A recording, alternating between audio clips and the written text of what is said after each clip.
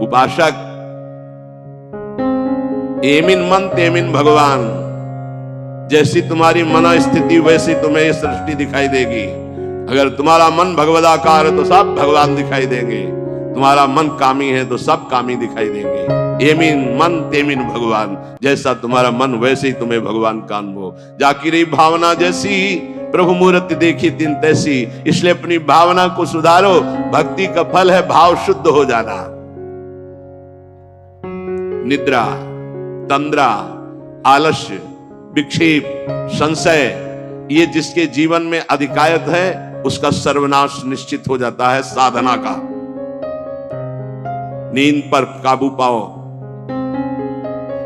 निद्रा के अधीन मत हो। ये बहुत बड़ी शत्रु है, ये भजन का नाश करने वाली है। इसको मत ये सोचो कि अभी तो नई अवस्था है, नहीं, इसी अवस्था में इसको काबू पालो, नहीं तो कुछ नहीं होता। जहां देखो हम देखा है वयोवृद्ध जनों को, जिनको कहा जाता है कि अब भजन की अवस्था है, वहां देखा है बैठे बैठे बात करते करते जब देखो तब ऐसे मुंह बगाड़ दिए, लाल टपक रही, जब देखो देखा हमने। क्योंकि हृदय मलिन है तो तमोगुण का ही राज्य रहेगा, सतोगुण थोड़ी आ जाएगा। यौवन अवस्था में निद्रा को शासन में ले ले, ए विजयी या अभ्यास विजयी कर देता है। निद्रा, तंद्रा, ना नींद है ना जागृत अवस्था है, बेशुद्ध अवस्था सी रहती है। आलस्य, किसी भी सत्कार्य के लिए अंदर उत्साह न रहना। विक्षेप, बार बार भोगों का आकर्षण होना। संशय, ये बातें बिल्कुल साधक के जीवन में नहीं होनी। पक्की बात समझ लो, भगवान को प्राप्त करना कठिन नहीं है, संसार का राग त्यागना कठिन है। और वो सत्संग शुरू है, भगवान ने सत्संग दे दिया है, ये रोज काट रहा है तुम्हारे संसार राग को, पक्का मानना। निद्रा, तंद्रा, आलस्य, विक्षेप, संशय, ये जीवन में साधक के नहीं होने चाहिए। श्रद्धा, भक्ति, नम्रता, उत्साह, धैर्य, थोड़ा भोजन और पवित्र आचरण, पवित्र वस्त्र, पवित्र आसन। कल एक उपासक प्रश्न कर रहे थे कि आसनों का भगवत प्राप्ति में कितना योग है। बहुत ज्यादा योग है, पर सिद्धासन और पद्मासन में बैठने की वो भूल न करे जिसका ब्रह्मचर्य ठीक नहीं है। भूल न करे, नहीं शरीर पीड़ा और रोग से ग्रसित हो जाएगा। ये वायु को संशोधित करके, चर्बी को भस्म करके, शरीर को शांत करके और मन को एकाग्र करके, प्राणों को सूक्ष्म करके भगवत प्राप्ति कराने में बहुत ही सहयोगी आसन है पद्मासन और सिद्धासन। लेकिन उसके पहले ब्रह्मचर्य का नियम नहीं, तो इन आसनों पे बैठने की भूल न करें। गृहस्थ सुखासन पर बैठे, पलथी पलथी मार करके ऐसे आराम से सुखासन पर अभ्यास करे। 30 मिनट, 40 मिनट, 48 मिनट शांत भाव से मंत्राकार वृत्ति करने का, ये सब सही है। लेकिन 1.5 घंटे, 2 घंटे, 2.5 घंटे, 3 घंटे सिद्धासन और पद्मासन में गृहस्थ धर्म में जो ब्रह्मचर्य का ठीक पालन नहीं करते उन्हें, और विरक्त धर्म में ही इस आसनों का विशेष प्रभाव पड़ता है। तो अगर गृहस्थी में ब्रह्मचर्य का पालन कर रहा है तो बैठ सकता है। योग कोई ऐसी चीज नहीं है कि जो चाहे जैसे चाहे ऐसे मनमानी आचरण नहीं, गुरु के समीप, नहीं तो शरीर रोग से ग्रसित होने की संभावना रहती है। प्राणवायु बिगड़ जाए तो कई प्रकार के रोग उत्पन्न हो जाते हैं। उपासक को चाहिए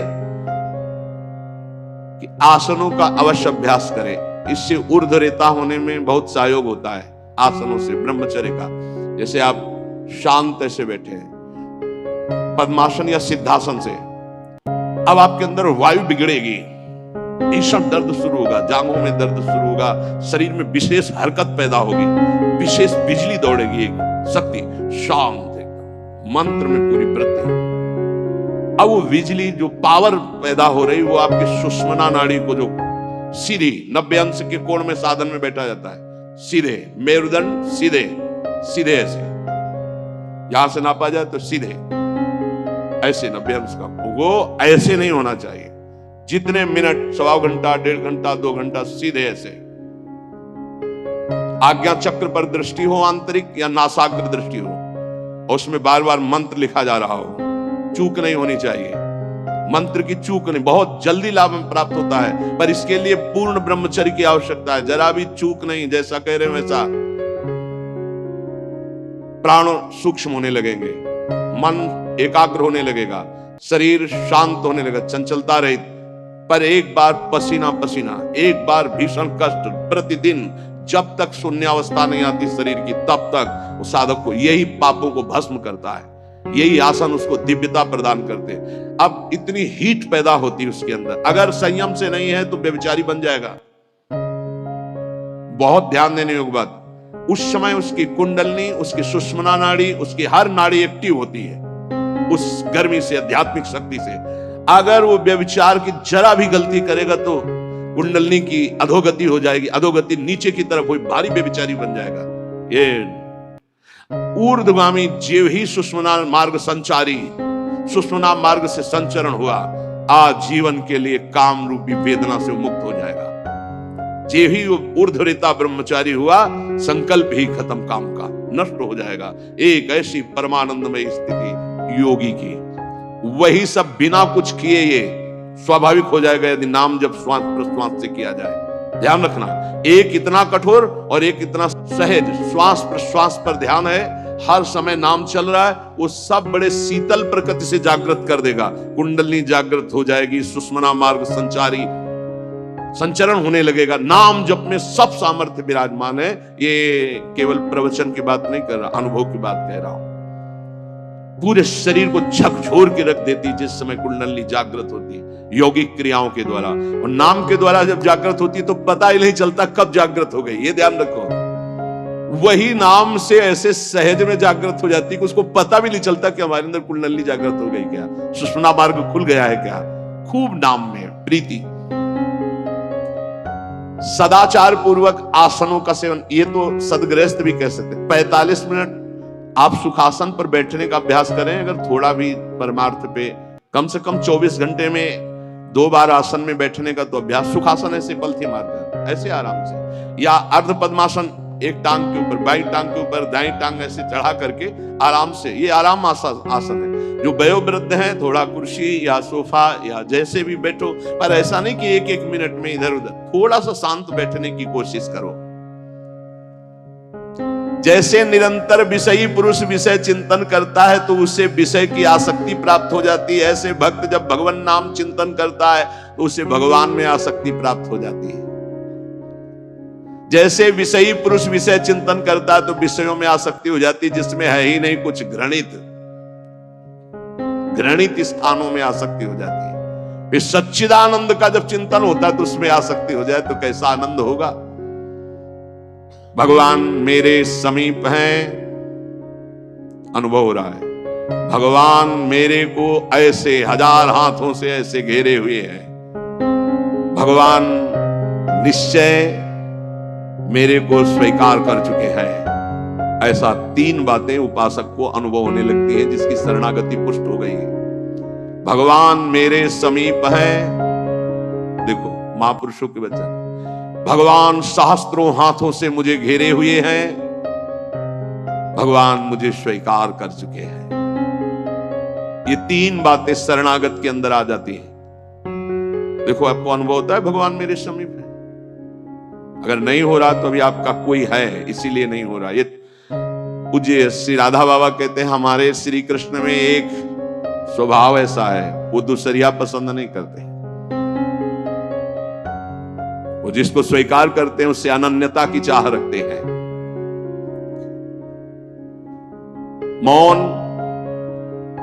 अन्य चेष्टाहीन, शरीर मन वाणी केवल आराध्य देव में, तो अनुभव होने लगेगा कैसे प्रभु हमारे समीप रहते हैं। कितने बड़े महापुरुषों की खुली हुई बात है।